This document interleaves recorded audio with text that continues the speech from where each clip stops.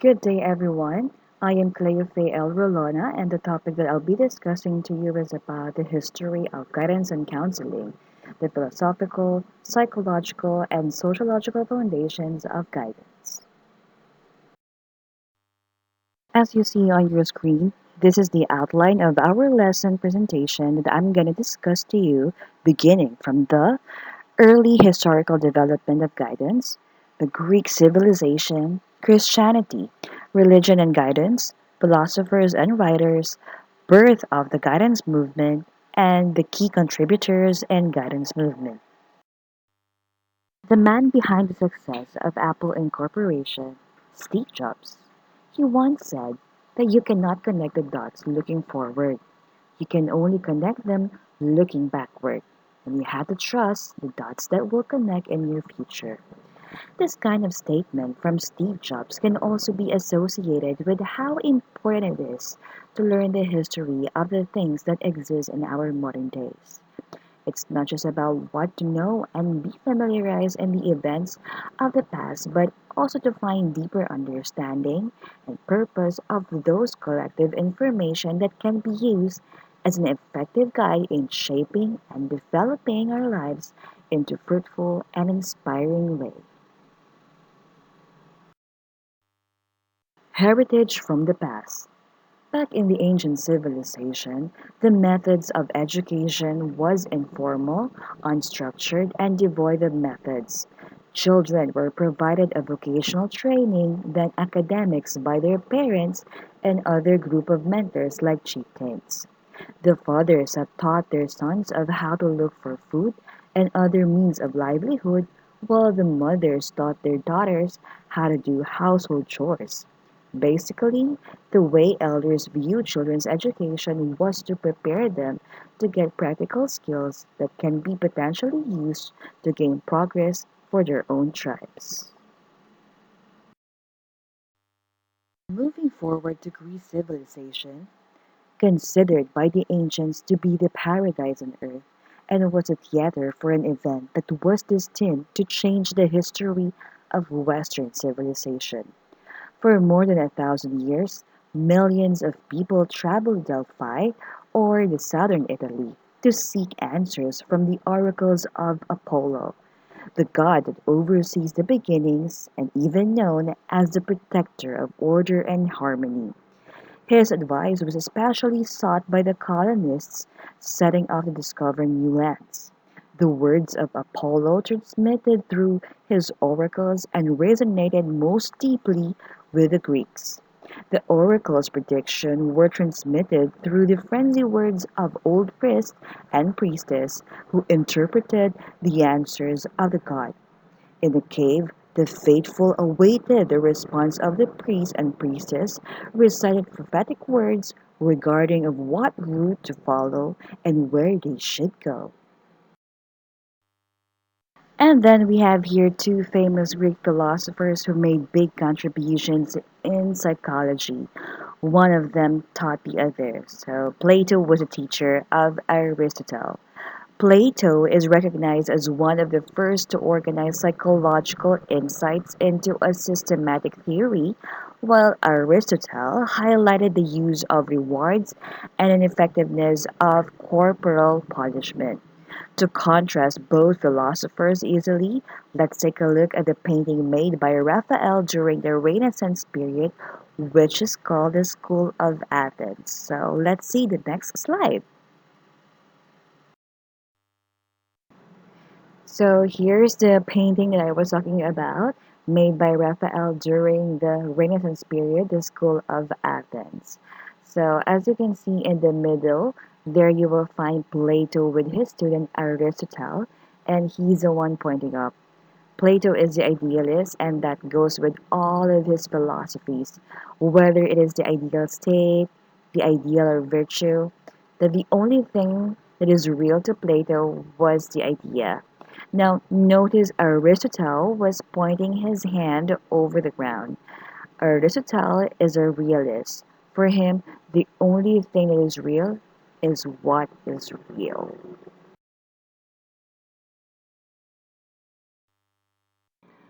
Religion and guidance.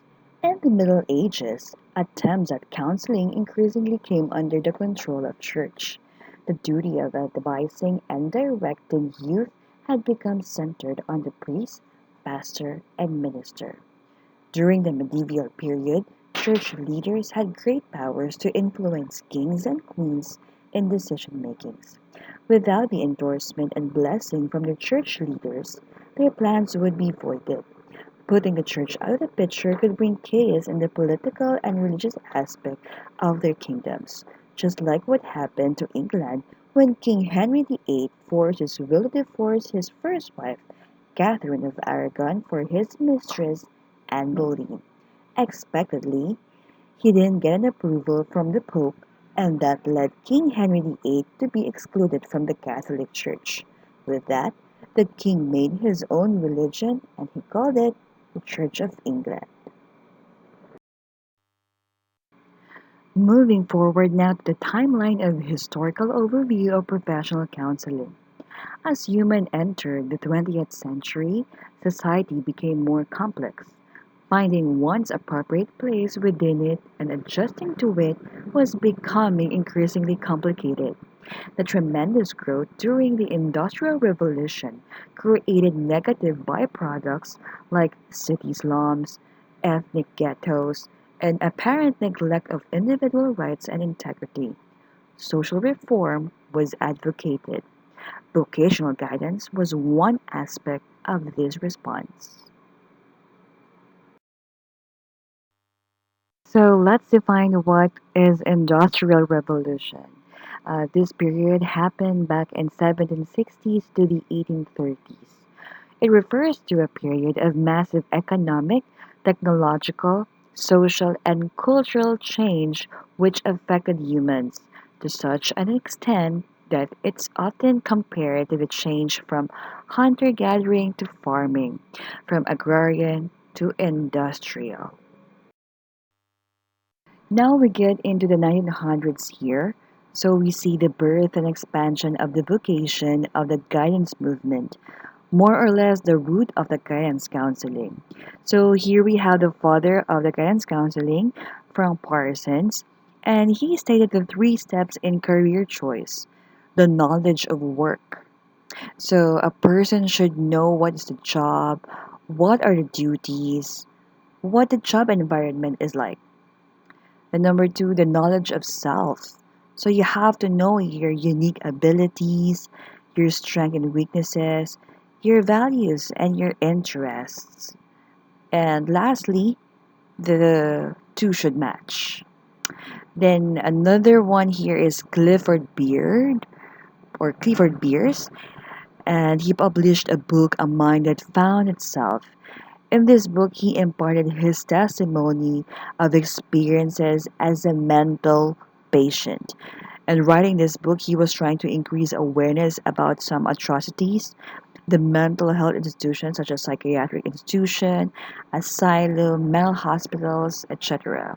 So he's trying to increase awareness of the mistreatments of mentally ill in his country.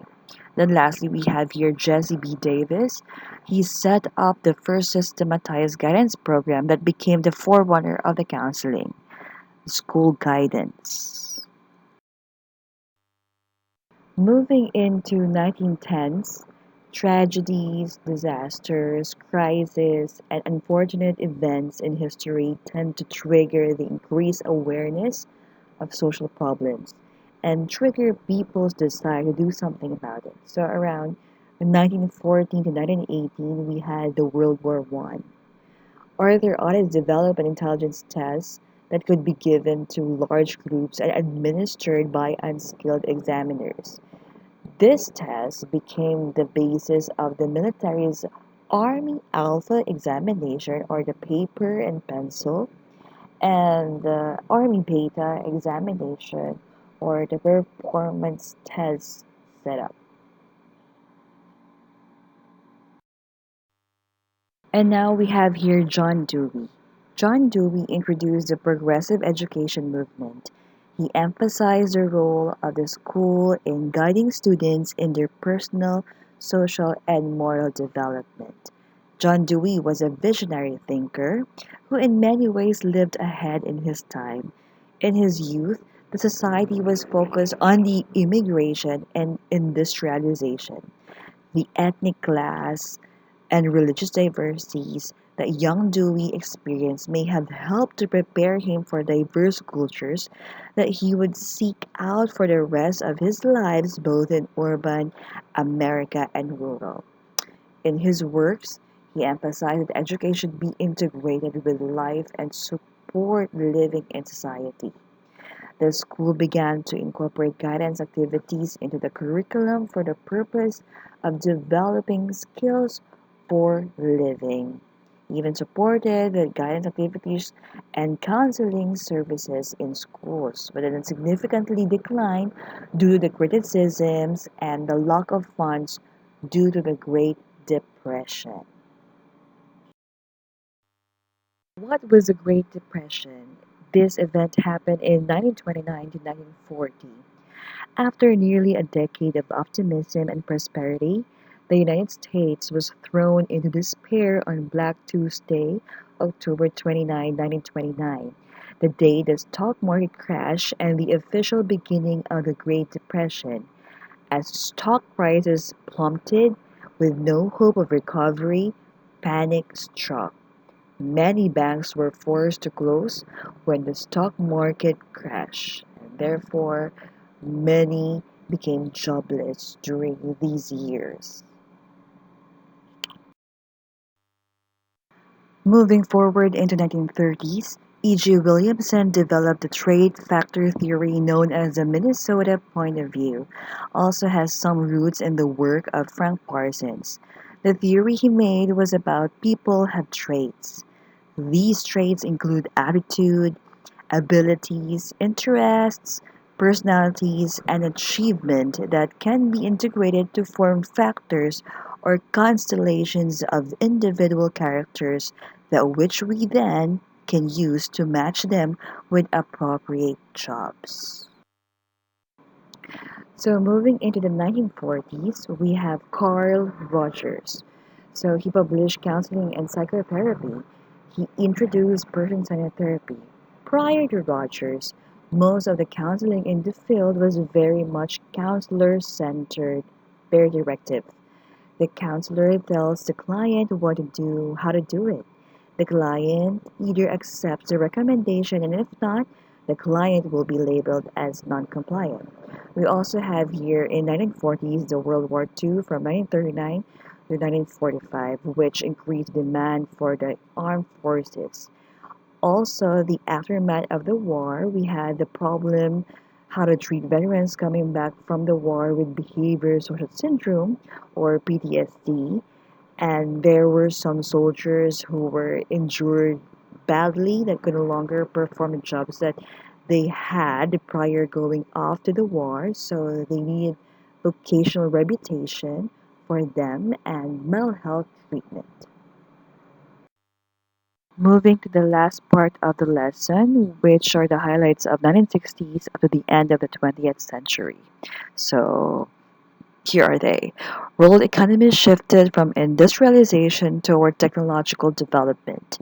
The role of the school was clearly defined and delineated from other professions with a shift toward the development role of school counselors.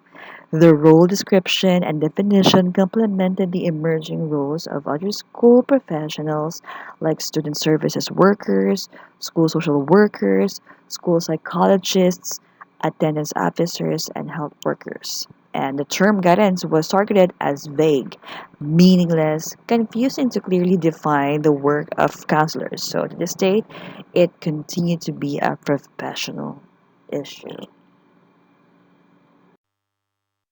And that concludes my teaching demo. Thank you for listening once again. I am Cleo Faye L. Rulona.